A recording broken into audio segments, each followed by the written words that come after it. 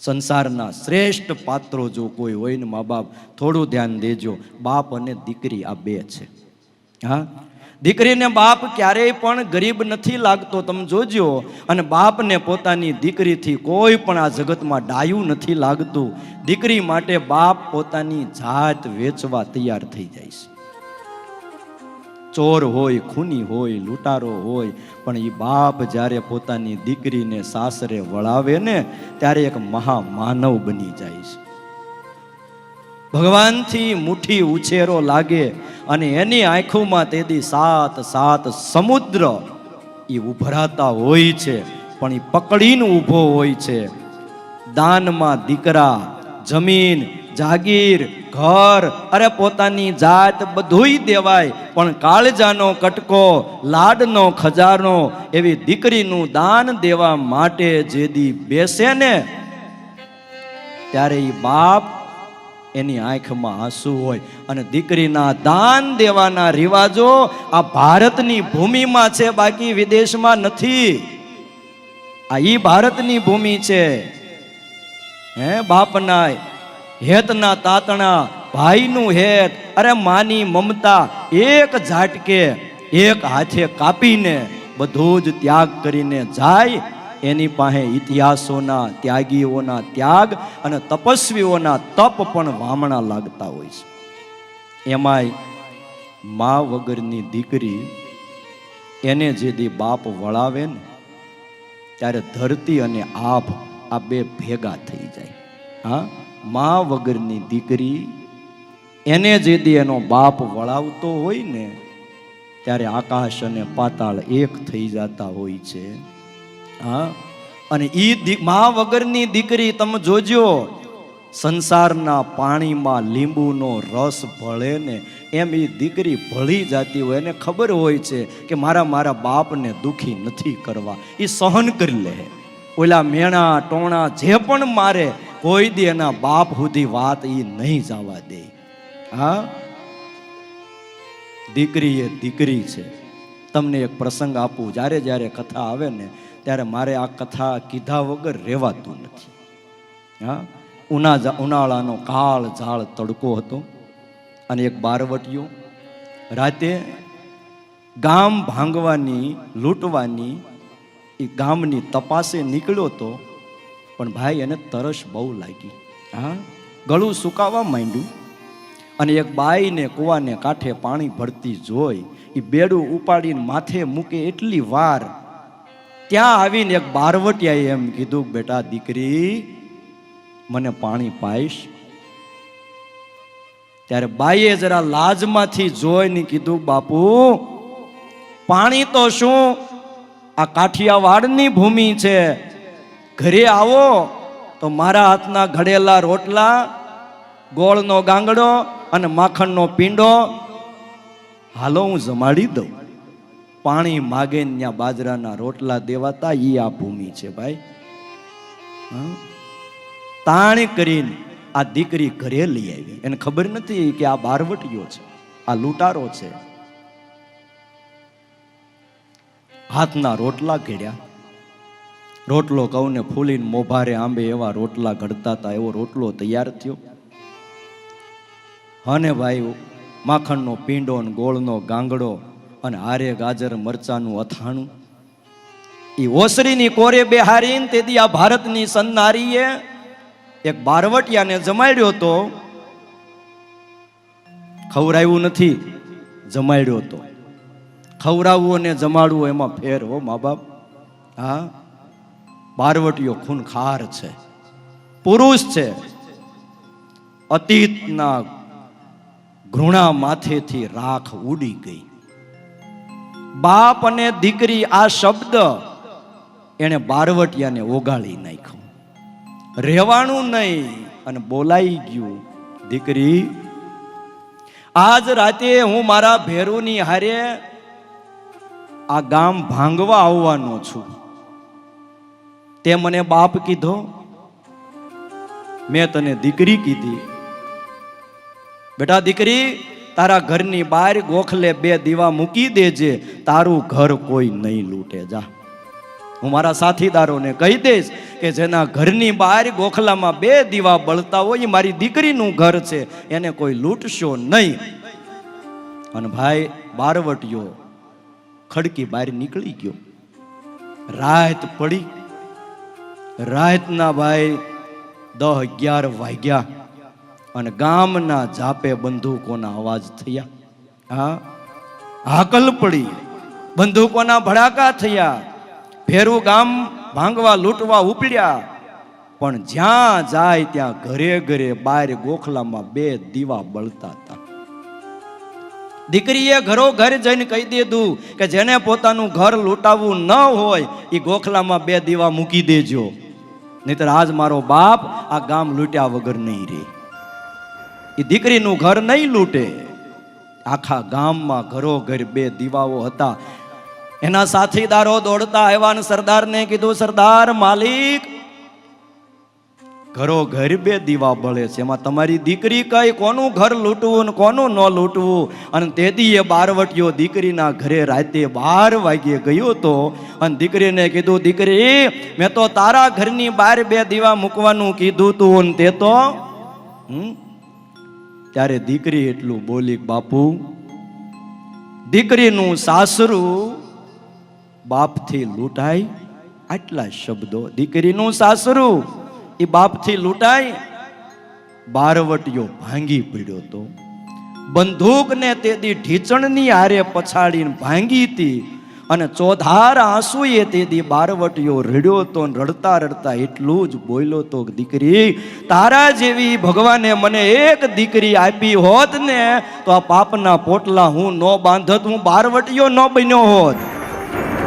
હા, જા, આજથી હું ક્યારે ધાડ નહીં પાડું.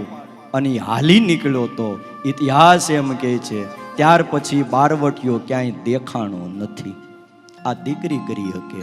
ભલે દીકરી પારકી થાપણ એને કયો તમે. હે, આપણે ત્યાં કીર્તનો ગવાય છે ને, જેમ ભગત ફાવે તમને? દીકરી પારકી થાપણ કહેવાય. બેના રે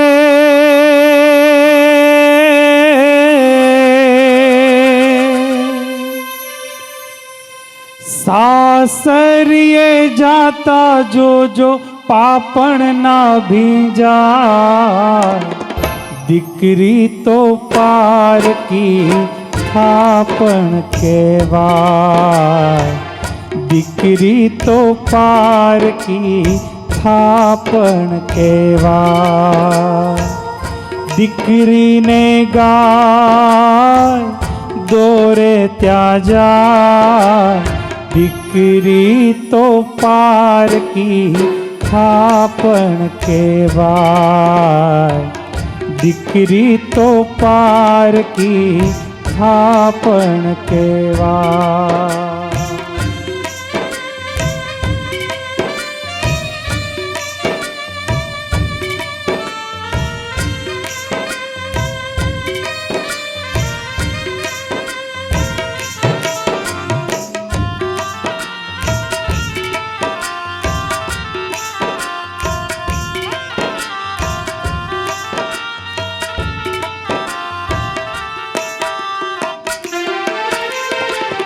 બેના તારે માથે બાપનો હાથ હવે નહીં ફરશે. હાથ હવે નહીં ફરશે. રમતી તી તું જે ગરમાયની, बीते भी तू रड़से. बीते भी तू रड़से. बेना रे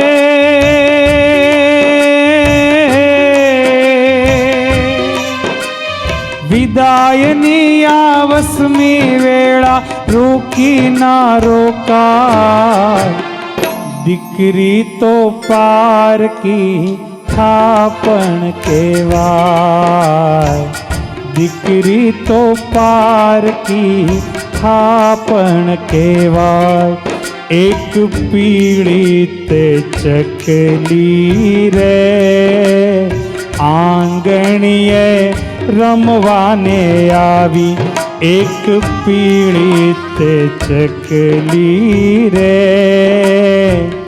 આંગણીએ રમવાને આવી રમવાને આવી સૌને ગમવાને આવી આ રમવાને આવી સૌને ગમવાને આવી વાવડ મેઘના લઈને રે આંગણીએ રમવાને આવી વાવડ મેઘના લઈને રે આંગણીએ રમવાને આવી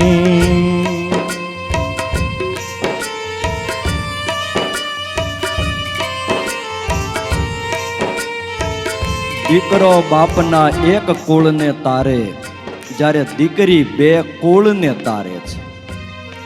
દીકરો બાપને મુક્તિ અપાવે છે તો દીકરી બાપને લગ્નના મંડપમાં જ મુક્તિ અપાવે છે.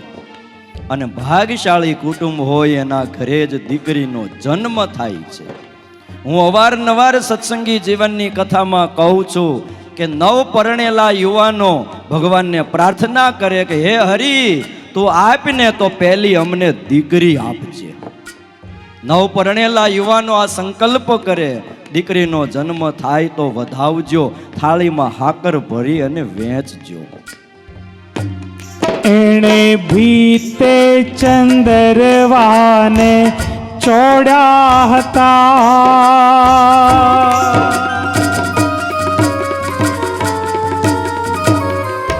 એણે ભીતે ચંદરવાને ચોડ્યા હતા ટોડલીએ તારલિયાને ટાંક્યા હતા ટોડલીએ તારલિયાને ટાંક્યા હતા ઈ તો દાદાના કાન મારે થોડુંક કાંઈ કહેવાને આવી એક પીળિત ચકલી રે આંગણીએ રમવાને આવી એક પીળિત ચકલી રે આંગણીએ રમવાને આવી. માં એ મમતાની મૂર્તિ, પિતા એ વાત્સલ્યની મૂર્તિ, પણ દીકરી એ દયાની મૂર્તિ છે. અને એમાં અમારા જેમીસ ભગતનો કંઠ હોય, ગમે એવો મરદ માણા હોય તો આંખો તો ભીની કરાવી દે. હા,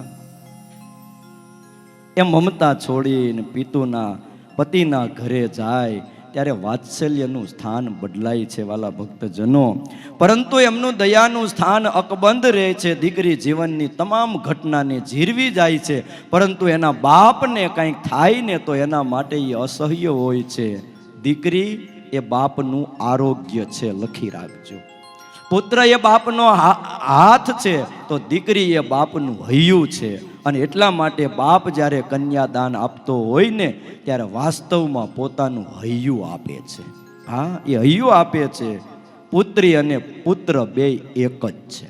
હા, બંનેમાં ભેદ નથી. બાપનો વારસ અને એક તારક છે, એક વારસ છે અને એક તારક છે. જેને ઘરે દીકરી જન્મે એનું કુટુંબ એક કલ્યાણનું મંદિર બને છે.